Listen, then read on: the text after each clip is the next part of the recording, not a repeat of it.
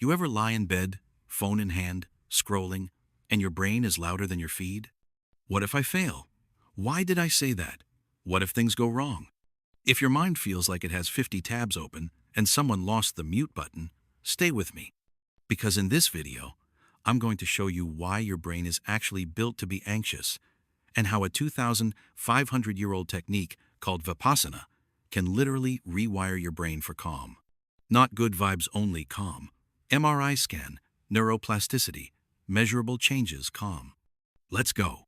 Hi, and this is the Corporate Monk, where we blend neuroscience, meditation, and real-world corporate stress so you can upgrade your inner operating system, not just your to-do list. If you're into mental performance, emotional balance, and understanding how your brain really works in the middle of deadlines and meetings, hit subscribe to the Corporate Monk and turn on the bell so you don't miss what's coming next. All right, let's step inside the anxious brain. Let's start with the noise. You're washing dishes, you're in a meeting, you're commuting, and your mind is running its own podcast. Replaying old memories, imagining future disasters, having fake arguments with people who aren't even there. That constant inner commentary has a name in psychology: mind wandering, self-referential thinking, rumination. In brain terms, what's happening is this. Your brain keeps pulling up autobiographical memories. It keeps checking. What does this say about me? Am I safe? Am I okay? Certain areas in your cortex and parietal lobe light up. The result is that spinning, restless, inner turmoil. There is a famous line in neuroscience: a wandering mind is an unhappy mind. And you know that from experience. The more you drift into thought, the more anxious you feel. So why is the brain so noisy in the first place? Because it evolved for survival, not for peace. Before we were the ones scrolling, we were the ones being hunted. Your ancestors survived by being slightly paranoid. That ancient brain wiring is still here. It constantly scans for threats. It exaggerates possible dangers. It runs what-if simulations over and over. That vigilance kept your great-great-grandparents alive. It also explains why your brain can feel like an overprotective parent on caffeine. So no, you're not broken. Your brain is doing exactly what it was built to do. The problem is, the environment changed. Predators became deadlines, emails, and performance reviews. The software never got the memo. Now here's where it gets counterintuitive. Most of us react to anxiety in two ways. We distract ourselves. We fight our thoughts. Vipassana does neither. Vipassana literally means seeing things as they really are. It is a non-religious, systematic technique of self-observation. Think of it as an internal lab experiment where you are the scientist and the subject. Instead of fighting the noise, you sit with it. You observe your breath. Observe body sensations. Observe thoughts and emotions. Without judging, suppressing, or chasing them. You train the mind to notice, not to react. And this is where the neuroscience gets really interesting. When your mind is on autopilot, one particular network is in charge. It's called the default mode network, or DMN. The DMN is most active when you're daydreaming. You're thinking about yourself. You're replaying the past or simulating the future. Now, a little DMN activity is normal and useful. But too much DMN activity is strongly linked to anxiety, stress, and depression. It is the mental chatter network. Here's the wild part. During Vipassana and similar meditation practices, the DMN actually quiets down. In experienced meditators, researchers see something powerful. The DMN and the task-positive networks, the ones that focus and get things done, become more separate, more opposed. Over time, this separation shows up even outside meditation. Translation: the more you practice, the more your brain learns to switch off autopilot and move into present moment awareness. You become less trapped in thought by default. Vipassana is also like a gym session for your attention. There is a network in your brain called the dorsal attention network, or DAN. This supports sustained, focused attention. When you meditate, here's the cycle you keep running. You focus on the breath, the mind wanders. You notice that it wandered. You gently bring it back. You repeat, again and again. That tiny moment where you notice, oh, I got distracted is gold. That's meta-attention, awareness of awareness. And it is supported by areas like the dorsolateral prefrontal cortex. Over time, this cycle trains your brain to stay focused longer, notice distraction faster, recover attention more gently. You literally get better at directing your own mind. This isn't just poetic, it is physical. Neuroplasticity is the brain's ability to change its own wiring based on experience. Studies show that even with roughly 25 hours of total meditation practice, we start to see increased cortical thickness in the prefrontal cortex, better decision-making and focus, increased gray matter in the right anterior insula, better awareness of body sensations and improved emotion regulation, growth in the hippocampus, stronger learning and memory, and better executive functions. You repeat the mental reps. The brain remodels around those reps. Calm becomes easier not because the universe is kinder, but because your hardware is upgraded. Let's talk about the emotional center that hijacks you. The amygdala. Think of it as your internal alarm system. It processes incoming signals and decides very quickly. Danger or not? Run, fight, or relax. It reacts much faster than your rational frontal lobes, which is great if a tiger is jumping at you, and less great if it's just a notification or a difficult email from your boss. Under chronic stress or past trauma, the amygdala can become hyper-reactive. That is when anxiety spikes and small issues feel life-threatening. Vipassana gives you a tool to deal with this. You learn to decouple sensation from reaction. In practice, it looks like this. You feel tingling, heat, pressure, restlessness in the body. Old pattern. You immediately react with fear, craving, irritation. New pattern with Vipassana. You observe the raw sensation.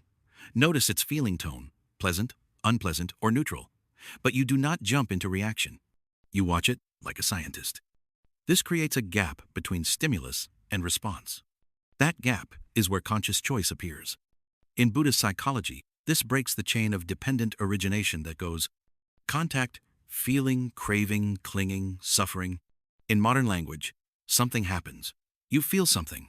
You want to grab or push it away, and you get stuck in a loop. Vipassana interrupts that loop right at the level of feeling. Long-term studies on meditators show the amygdala becomes less reactive over time. The prefrontal cortex gains more regulatory control over emotional and habit systems. During painful tasks, experienced meditators show less activation in the PFC, amygdala, and hippocampus. At the same time, there is more activity in regions like the anterior insula and anterior cingulate cortex, which are linked to awareness and emotion regulation. The nervous system learns. Yes, this is intense, but we don't have to freak out. That is the difference between being inside the storm and watching the storm. Now let's zoom in on the chemistry. Your mood is heavily influenced by neurotransmitters. You can think of them as the brain's internal pharmacy.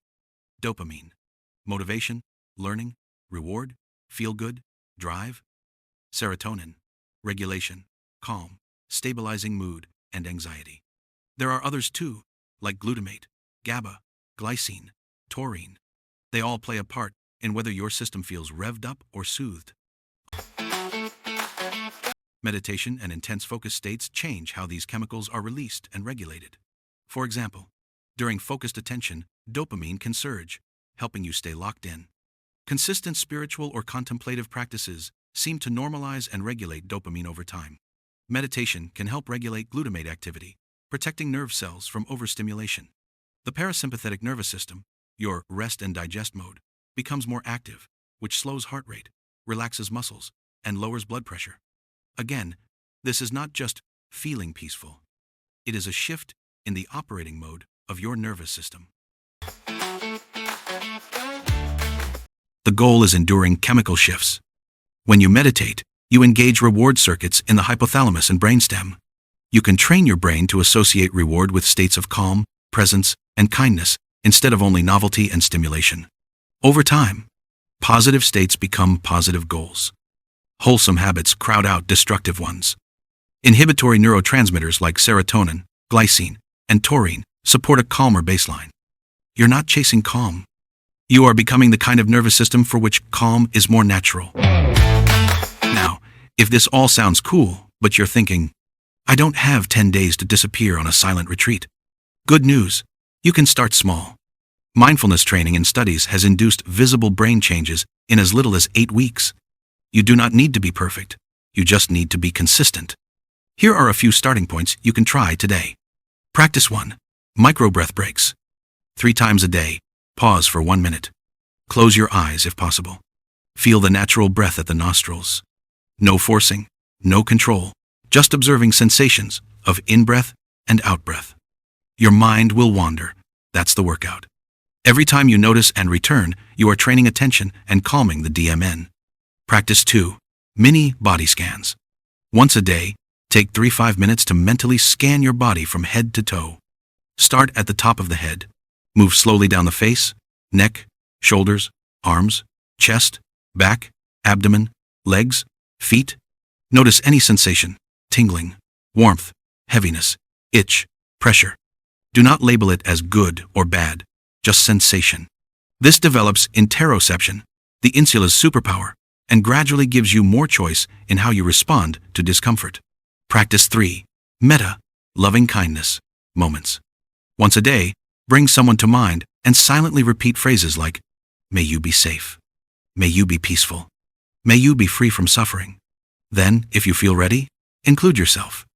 This is not sentimental fluff. Compassion practices have been linked to changes in brain areas involved in empathy and regulation, and they soften the harsh self-talk that fuels anxiety. The real magic is when you start merging this with daily living. Waiting for a download? Notice your breath. Walking to a meeting? Feel your footsteps. Triggered by a message? Pause. Feel the body. Observe the sensation before reacting. Vipassana is meant to be a way of life, not only a retreat technique. You are teaching your brain. Awareness is the new default, not anxiety. Neuroscience is catching up with what meditators have reported for centuries.